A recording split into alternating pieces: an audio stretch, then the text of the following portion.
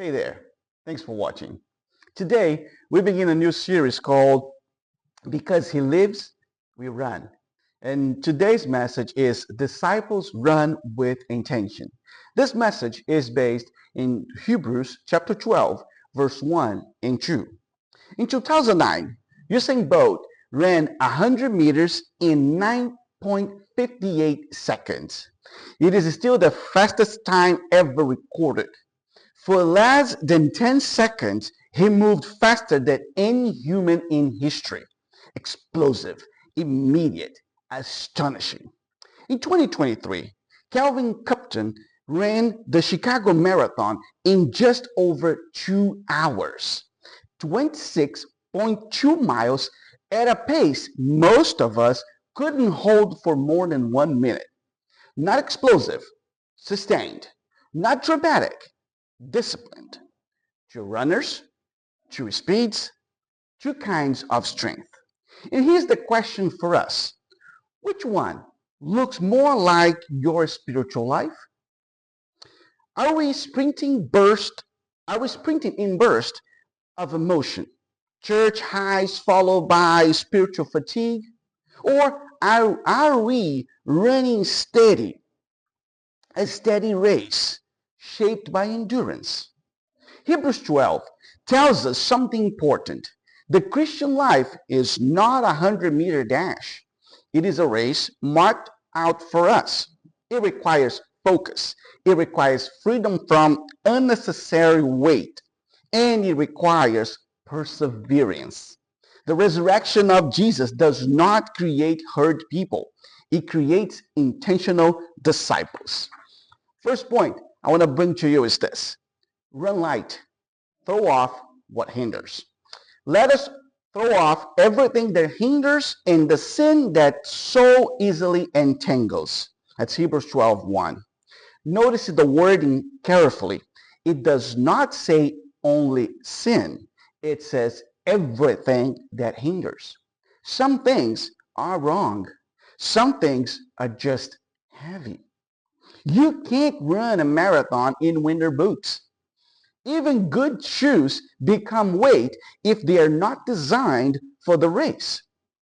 Spiritually, we often carry things that slow us down.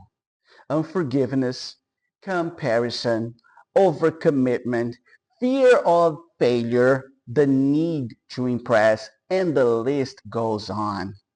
Augustine once prayed, "You have made us for yourself, O Lord, and our heart it is restless until it rests in you." Restlessness, becomes weight. When our hearts are scattered among too many loves, our pace becomes frantic.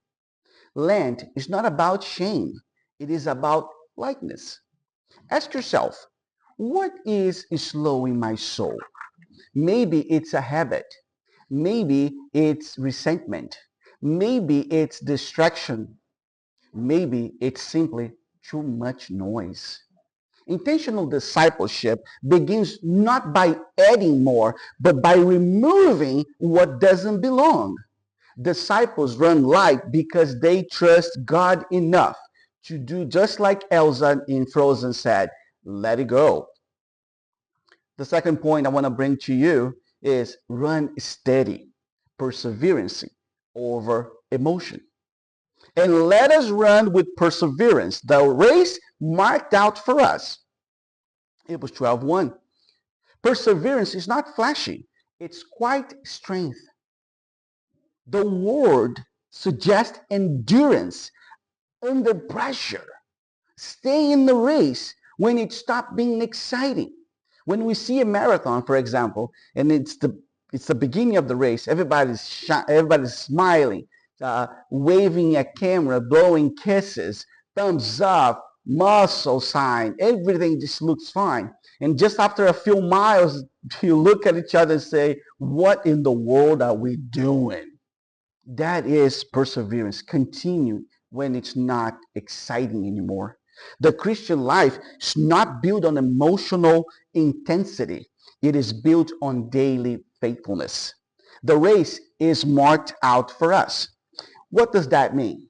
Well, that means your race is not mine. Your pace is not someone else.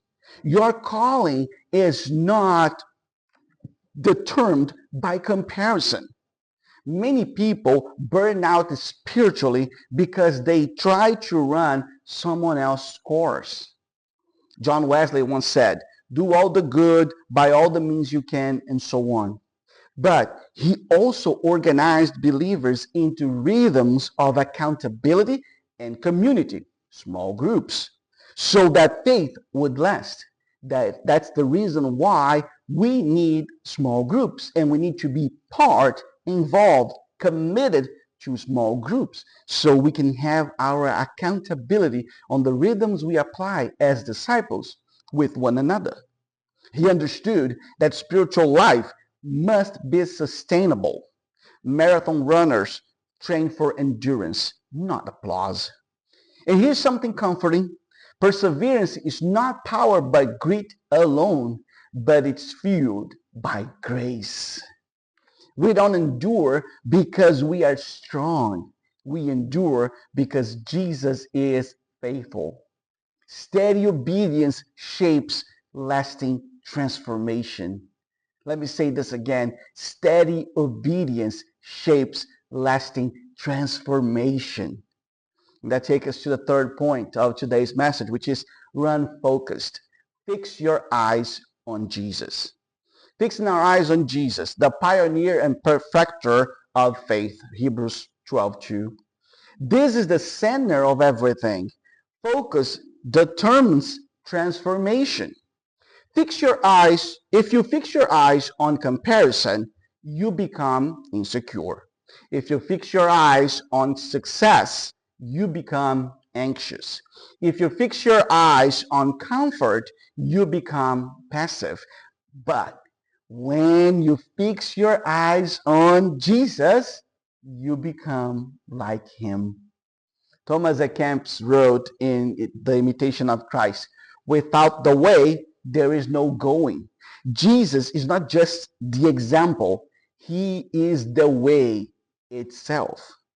Hebrews calls him the pioneer, the one who ran ahead of us. He endured the cross. He faced shame. He stayed the course. And Hebrews continue in verse 2. For the joy set before him, he endured the cross. What was that joy, you might ask? The answer is redemption, restoration, and you. Yes, he had you on his mind when he was on that cross. We do not run to earn love. We run because love has already been secured. The finish line is not uncertainty, it is resurrection. So here's the invitation this week. Not to run faster, not to try harder, but to run intentionally. Lay down one weight. Choose one steady rhythm. Fix your eyes on Jesus each morning before you fix them on your cell phone. You don't need dramatic change overnight. You just need faithful steps. The women will run to the tomb in the coming weeks. Mary will run with news. Peter and John will run toward hope. But before we run outward, we need to run rightly. This week, ask yourself, what am I carrying that I do not need to carry? What pace would allow my soul to breathe? Where have my eyes drifted? The resurrection creates movement, but it is purposeful movement. Disciples run with intention, and you are invited into the race. May the Lord, who marked out your race, steady your steps. Amen.